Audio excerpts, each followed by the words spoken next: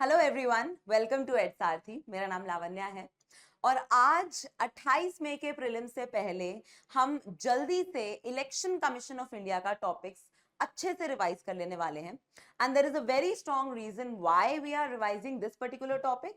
The reason is the recent Supreme Court verdict, the Supreme Court judgement, the Supreme Court remark, जिसमें कि उन्होंने ये बोला supreme court ने कि जिस तरीके से Election commission of India select होता है ना, the election commissioners and the chief election commissioner, it is problematic and that now has to be changed. ठीक है, तो इस कॉन्टेक्स्ट में ईसीआई पे एक क्वेश्चन डेफिनेटली एक्सपेक्टेड है and we are going to be ready for that question. ठीक है, so before starting let me just tell you, prelims तो आ जाएगा 28 मई को, आके चला जाएगा, but after that you know 2-3 days or maybe some people take a week off also. After that phase you need to start for your mains and mains का 500 marks का dependency है आपके optional पे, and that is why we are coming with optional quality enrichment program which is going to help you to decode the optional, to understand how to write the answers and overall be comfortable with your optional and score maximum marks in your optional. ठीक है, तो इसमें basically होगा क्या, 40+ live answer writing sessions होंगे। Test series is a different thing. Okay, test series में आप अपने आप पे भी थोड़े लीनियंट हो जाते हो, right? You write the test, you don't write the test sometimes. जो भी आपका ऑप्शनल होगा, लाइक जो PSIR है या सोशियोलॉजी है, एंथ्रोपोलॉजी है, the optionals that we are coming up with, उसके लाइव आंसर राइटिंग सेशन होंगे जूम कॉल पे, where you'd be writing the answers and discussing immediately. ठीक है, टेस्ट सीरीज इसमें इंक्लूडेड है, mentorship is there of course, and content enrichment material. So everything which you need to actually build upon your existing knowledge and clear this examination, get close to 300 marks in your optional, this is going to help you. ठीक है, तो एक बार optional में 300, अगर आपके 300 के आसपास में आ जाते हैं ना, ये लेट्स से मतलब उस रेंज में आ जाते हैं, तो you are going to do really well in your overall mains. ठीक है, तो ये वाली चीज है। देन इसके अलावा ऑफ कोर्स हमारे जीएस के 4 पेपर्स हैं, 1, 2, 3 एंड 4। तो ये जो जीएस के पेपर्स हैं, इनकी आंसर राइटिंग की एक टेक्निक होती है, एक तरीका होता है जिस तरीके से आंसर्स लिखने होते हैं। सो we are bringing GS module courses, जिसमें कि आपको GS 1, 2, 3, 4 के मॉड्यूल्स मिलेंगे which will help you decode कि अच्छा क्या क्या टॉपिक्स एक्सपेक्टेड हैं और अगर किस टॉपिक में से कुछ आता है तो कैसे उसको लिखना है। So you'll be getting the PDF notes which will be very revision friendly.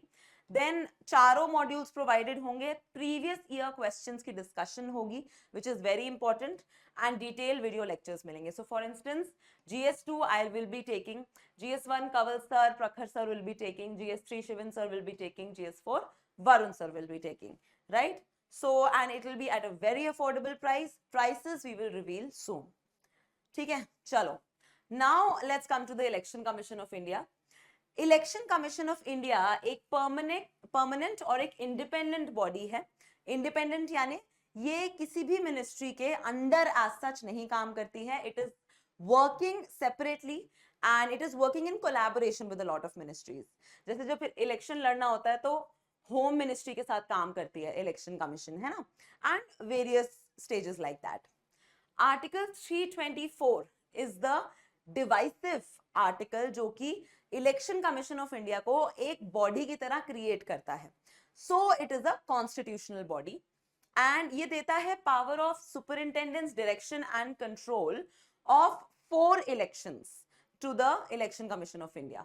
That is the parliament, parliament मतलब कि लोकसभा, राज्यसभा, स्टेट लेजिस्लेचर्स यानी कि स्टेट लेजिस्लेटिव असेंबली जो सारी स्टेट्स में है और 3 यूनियन टेरिटरीज में है, स्टेट लेजिस्लेटिव काउंसिल, जिन जिन स्टेट्स में लेजिस्लेटिव काउंसिल है, इस समय 6 स्टेट्स में है, फाइन।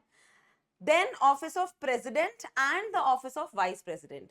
मोटा मोटा ये 4 इलेक्शंस हैं जो कि इलेक्शन कमीशन ऑफ इंडिया के अंडर होते हैं। So you can get a very basic question कि विच ऑफ द फॉलोइंग, मतलब एक स्टेटमेंट में आपको दे दिया जाएगा कि Election commission of India takes charge of these 4, बीच में कहीं पे बोल देंगे स्पीकर, बीच में कहीं लिख देंगे स्पीकर या फिर कुछ ऐसा लिख देंगे।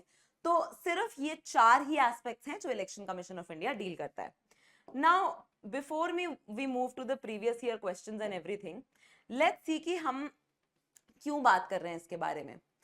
Chief Election Commissioner to be appointed on the advice of Prime Minister, Chief Justice of India and Leader of Opposition. So that is what the Supreme Court of India has said.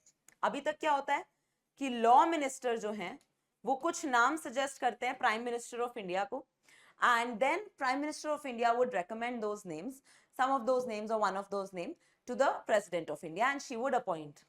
तो एक opaque process है। यहां पे एक इंसान हो गए executive के, एक हो गए जुडिशरी से और एक हो गए ऑपोजिशन से। Makes it a very balanced committee जिसमें कि कंस्ट्रक्टिव क्रिटिसिज्म का अच्छा खासा स्कोप है, right? Will discuss about it. Election commission of India के बारे में बात कर लो, सेंट्रल इलेक्शन कमीशन भी बोलते हैं इसको। This is ECI, okay. So ECI में कितने मेंबर्स हैं, इससे रिलेटेड एक क्वेश्चन आ चुका है पहले। Shall consist of chief election commissioner and such number of other election commissioners if any as the president में from time to time fix. तो यहाँ पे पार्लियामेंट लिखने की गलती कर सकते हैं वो लोग, मतलब गलती नहीं, वो तो करेंगे इंटेंशनली, बट वो आपको लिख देंगे कि as the parliament will be fixing the strength of the election commission of India. No, it would be the president, not the parliament, the president of India, Draupadi Murmu ji, जो डिसाइड करेंगी कि कितने इलेक्शन कमिश्नर्स होंगे। So basically it is an executive decision, right? Appoint करती है president of India, conditions of service भी president of India ही decide करती हैं। So these are the things which put a question mark on the independence of the Election Commission of India as well. और इसी चीज को supreme court ने बोला है कैसे कैसे करके कर्व करने के लिए। Currently, Chief Election Commissioner and 3 other election commissioners are there. So total there are 4 members. इस पे भी सवाल आया था कि उसमें लिखा था उन्होंने कि 5 members हैं। So इतने ट्रिवियल मैटर्स भी पूछ लेते हैं कई बार। अब अगर चीफ इलेक्शन कमिश्नर और इलेक्शन कमिश्नर्स की मैं कंपैरिजन करूं तो they receive equal power, equal salary, equal allowances, सब चीजें सेम हैं। और अगर कोई डिफरेंस होता है, ध्यान से सुनना, अगर जैसे 4 लोग हैं, अगर कोई डिफरेंस होता है तो मेजॉरिटी प्रिवेल करेगी, मेजॉरिटी प्रिवेल करेगी, right? So it will always be 3:1, है ना? It is not consensus, it is not consensus, ये याद रखना। यूपीएससी यहां भी आपको कंफ्यूज कर सकता है। कंसेंसस यानी 100% एग्रीमेंट नहीं, 100% एग्रीमेंट नहीं चाहिए होता। अगर एक इलेक्शन कमिश्नर या इवन चीफ इलेक्शन कमिश्नर भी अगर अपोज कर रहे हैं एक डिसीजन को और बाकी 3 लोग अग्री कर रहे हैं तो they can continue with that decision. Consensus कहां होता है? P5 में, जहां पे हर मेंबर के पास वीटो पावर है। तभी तो चारों मेंबर्स चाह रहे हैं चाइना के अलावा, है ना, कि इंडिया ज्वाइन कर ले UNSC. It's only China which is using its veto power again and again. 6 years 65 years का टेन्योर होता है चीफ इलेक्शन कमिश्नर का, 6 इयर्स का टेन्योर या फिर मैक्सिमम एज 65। तो इस पे फॉर्मर चीफ इलेक्शन कमिश्नर ने ये बोला, जो जिनका नाम सुनील अरोड़ा जी है, कि members of election Commission are not supposed to be clones of each other and divergence of views is very very natural। तो ये तो खैर मेंस के लिए काम आएगा आपके, but I'm saying कि Election commission of India is not a homogeneous body, it has its own differences, ठीक है? अब पावर्स एंड फंक्शंस देख लेते हैं। एडमिनिस्ट्रेटिव पावर्स में आता है कोड ऑफ कंडक्ट डिटरमाइन करना, यहाँ पे मॉडल कोड ऑफ कंडक्ट आ जाएगा। यहाँ पे यूपीएससी आपको कंफ्यूज करने के लिए होम मिनिस्ट्री का ऑप्शन दे सकता है। Then allotting election symbols to party, ये ऑफ कोर्स इलेक्शन कमीशन का काम है। Determining the territorial areas of the electoral constituency, यहाँ पे यूपीएससी आपको डिलिमिटेशन कमीशन का एग्जाम्पल दे देगा, है ना, कंफ्यूज करने के लिए। इस केस में election commission will be working in silos with the delimitation commission, but final determination would be in the hands of election commission and notifying the dates and schedule of the election. और granting recognition to political parties very important and preparing electoral rolls is also the job. तो यहाँ पे local bodies के election commission of India नहीं कराता है, वो state election commission कर पाएगा। ठीक है जी, चलिए। एडवाइजरी पावर्स भी हैं इलेक्शन कमीशन ऑफ इंडिया की। फॉर एग्जांपल हाई कोर्ट और सुप्रीम कोर्ट को एडवाइस करना कि इलेक्शन को लेके अगर डिस्प्यूट्स हैं कैंडिडेट्स और पॉलिटिकल पार्टीज के बीच में तो उसको कैसे सॉर्ट करना है। देन ये बताना कि क्या इलेक्शंस किए जा सकते हैं during emergency in a state, ठीक है, ये भी है। And on matters relating to disqualification of members of parliament and state legislature. So for example defection जैसे मैटर पे election commission of India can advise the speaker, and actually that is what even Kihoto Hollohan case says, that is what the Sarkaria Commission has said, that is what the Dinesh Goswami Commission has said, so many commissions have said, that is what the second ARC has said कि भाई आप defection के decisions speaker पे नहीं छोड़ सकते, president has to take the decision on the advice of the election commission of India. But अभी वो सिर्फ एडवाइजरी ज्यूरिसडिक्शन है, अदरवाइज डिसीजन डिफेक्शन में स्पीकर का होता है। फिर क्वाजाई जुडिशियल पावर्स भी होती हैं कुछ इलेक्शन कमीशन ऑफ इंडिया के पास। So it acts as a court for settling the disputes relating to granting of recognition of political parties and disputes arising with respect to the election symbols। ठीक है, election symbol से related भी यहीं पे election commission of India would be handling the disputes. अब formation के बारे में बात कर लेते हैं, कौन से पार्ट में है, कौन से आर्टिकल्स इंपॉर्टेंट है, एक्सेट्रा एक्सेट्रा। सो ये 25 जनवरी 1950 को इलेक्शन कमीशन ऑफ इंडिया का गठन हो गया था। So it was not pre independence, it was post independence. It is called the National Voters Day. So 26 January is the Republic Day, 25 January is the National Voters Day. The secretariat is of course in New Delhi. Part 15 is about the elections, ठीक है, part 15 is about the elections, article 324 to 329, ठीक है। 324 के बारे में हम बात कर चुके हैं, the formation of election commission of India. 325 क्या बात करता है यहाँ पे देखो, no person to be ineligible for inclusion in और claim to a special electorate roll on grounds of religion, race, caste और सेक्स।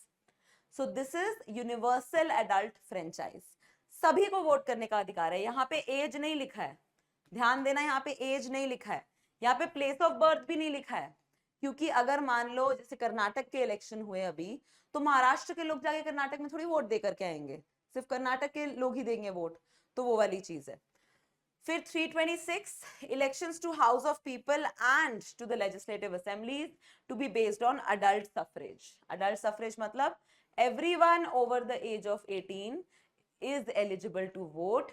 ये 18 कब हुआ, 61st कॉन्स्टिट्यूशनल अमेंडमेंट से, इससे पहले ये 21 साल था, वोटिंग एज वाज 21 इयर्स, ठीक है, तो यहाँ पे ये याद रखना। देन 3, अच्छा इससे मैं आपको ये भी बता दूं कि right to vote is a constitutional right, ठीक है। Then article 327 power of Parliament to make provisions with respect to elections to legislatures.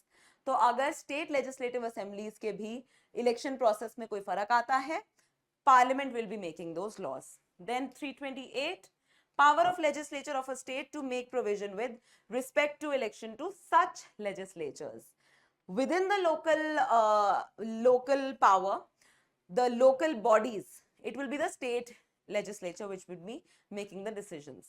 Article 329 bar to interference by courts in electoral matters. This is very important. 329 is also an example of separation of powers कि courts इसमें interfere नहीं करेंगे।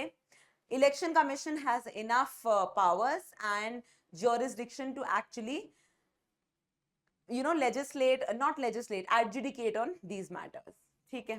चलिए, कैसे remove होंगे EC and the CEC?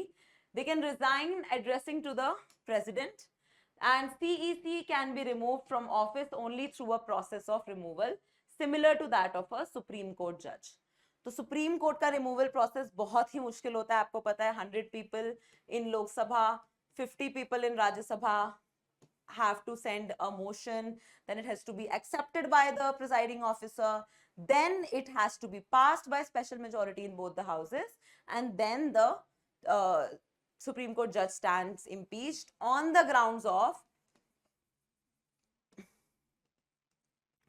proved misbehavior और incapacity.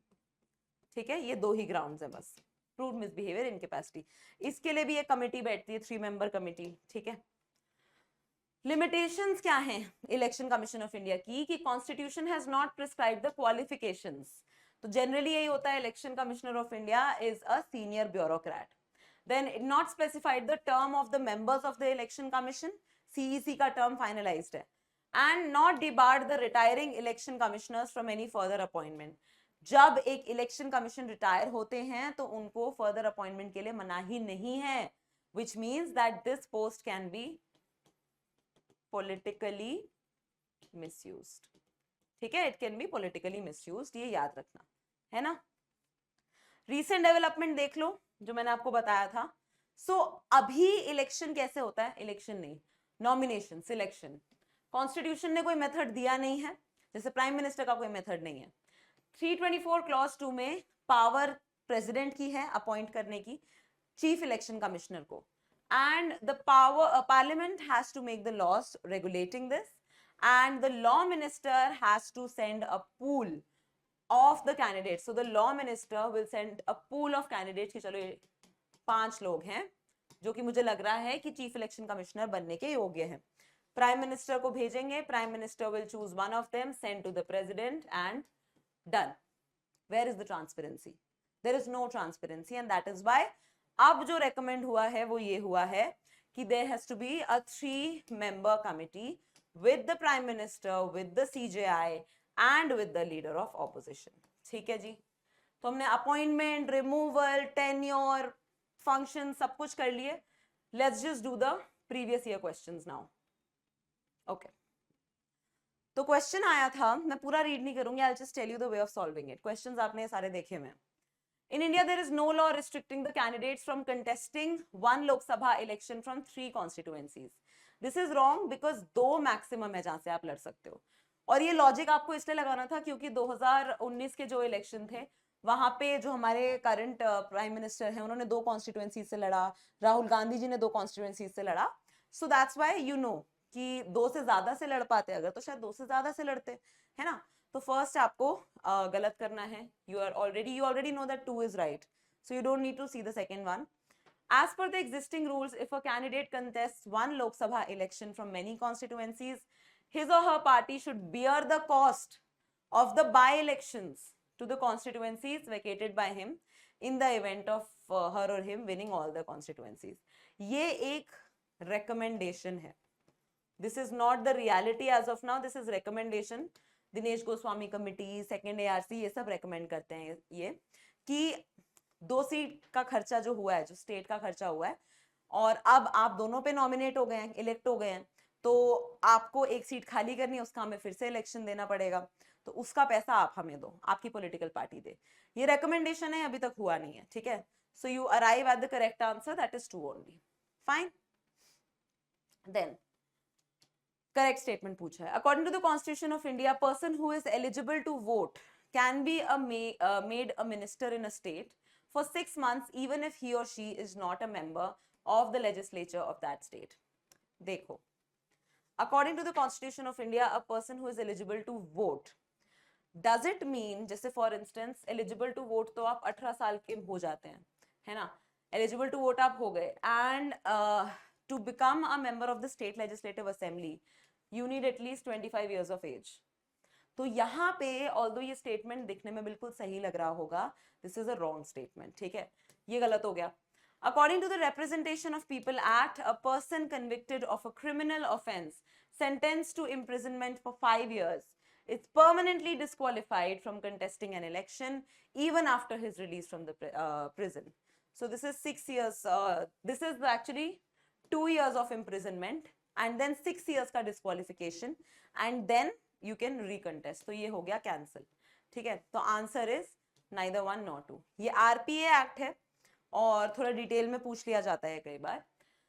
Then with reference to the Constitution of India, prohibitions or limitations or provisions contained in ordinary laws cannot act as prohibitions or limitations on the constitutional powers under Article 142. It could mean which of the following? आपको पता होना चाहिए कि article 142 है क्या. अब ये सारी चीजें मैं एक ही क्लास में नहीं करवा पाऊंगी because there is a lot to do, but जैसे मैंने अपने फाउंडेशन कोर्स में भी ये बताया, article 142 deals with the power of the Supreme Court to do complete justice, ठीक है, by issuing any decree, any order, ये सब. तो इसका जो आंसर है वो ये है कि the Supreme Court of India is not constrained in the exercise of its powers by laws made by the Parliament. ठीक है, फर्स्ट और सेकंड में कुछ लोगों को कंफ्यूजन, नहीं फर्स्ट में तो क्या ही कंफ्यूजन होगा, इलेक्शन कमीशन है. In the event of grave financial emergency से कोई लेना देना नहीं है. It is about, that is in article 360. And state legislature can not make laws on certain matters without the concurrence, ये भी नहीं है ना. सो यहाँ पे अगर आपको सिर्फ इतना भी पता है कि 142 is related to the Supreme Court of India, you can arrive at the correct answer, right? Then the Election Commission of India is a 5-member body. As I said, ये question पहले पूछा जा चुका है. This is wrong because this is a 4-member body. Union Ministry of Home Affairs decides the election schedule for the conduct of both general elections and by-elections. Now, on the face of it, it might seem wrong क्योंकि election commission of India decide करता है, but actually the schedule is decided by the home ministry. The conduct of the elections and everything that is decided by the election commission of India. Second one is correct. Election commission resolves the disputes related to splits and mergers of recognized political parties. This is correct. So answer is 2 and 3. Clear हो गई बात? जो doubtful था वो मैंने आपको बता दिया है. नाउ नेक्स्ट वन, कितने क्वेश्चंस आए हैं ये देखो जरा एक बार, कितने ही क्वेश्चंस आए हैं from this particular topic of election commission of India. ठीक है, in the election for Lok Sabha और state assembly the winning candidate must get at least 50% of the votes polled to be declared elected. No, 50% vote आपको तब चाहिए होता है जब proportional representation with single transferable vote होता है. सिंगल ट्रांसफरेबल वोट हमारे पास क्या है? First past the post. जिसने रिलेटिवली सबसे ज्यादा वोट्स पाए वो इलेक्ट हो गए. That's the thing. सो ये गलत हो गया. According to the provisions laid down in the constitution, in Lok Sabha, speaker's post go to the majority and the deputy speaker is to the opposition. ये सच है बट ये convention है. ये convention है, ये कॉन्स्टिट्यूशन में कहीं नहीं लिखा. So here the answer is again neither 1 nor 2. ठीक है. For election in the Lok Sabha, a nomination paper can be filed by whom? Anyone residing in India?